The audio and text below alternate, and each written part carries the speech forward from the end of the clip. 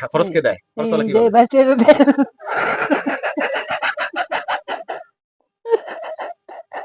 হুম। দেখ চাচা কান্দেন না। একটু আপনার কিছু বলার থাকলে বলেন তো।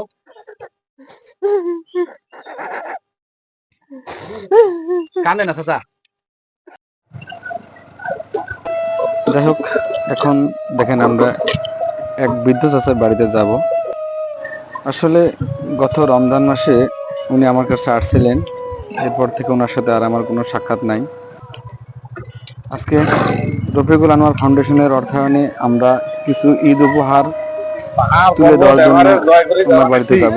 আমরা এবার রফিকুল আনোয়ার ফাউন্ডেশনের অর্থায়নে প্রায় ৮০টি পরিবারের হাতে খাবার তুলে আপনি দিচ্ছি। কি অসুস্থ নাকি?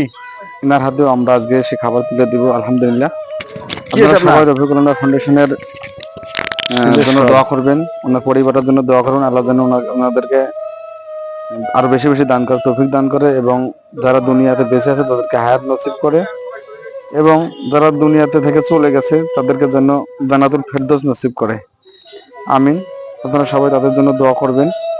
আমরা আসলাম চাচার বাড়িতে, এখন আমরা চাচার হাতে আপনি খাবার তুলে দিব। পাইছেন।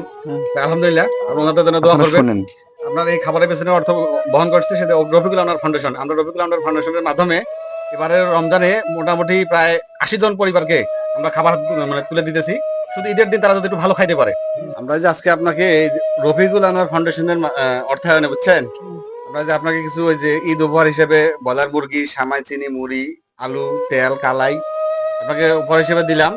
তো মোটামুটি আপনি কতটুকু খুশি, মানে আপনার ভালো লাগলো কিনা?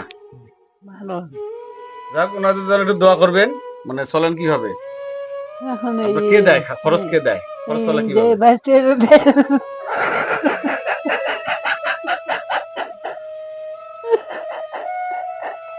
হুম। দেখ চাচা কান্দেন না। একটু আপনার কিছু বলার থাকলে বলেন তো।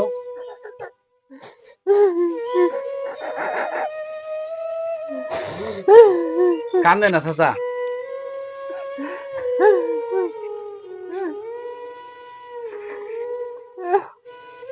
সবার কাছে অনুরোধ যে ওনার জন্য যদি কিছু করা যায় অবশ্যই সবাই পাশে দাঁড়াবেন। ধন্যবাদ।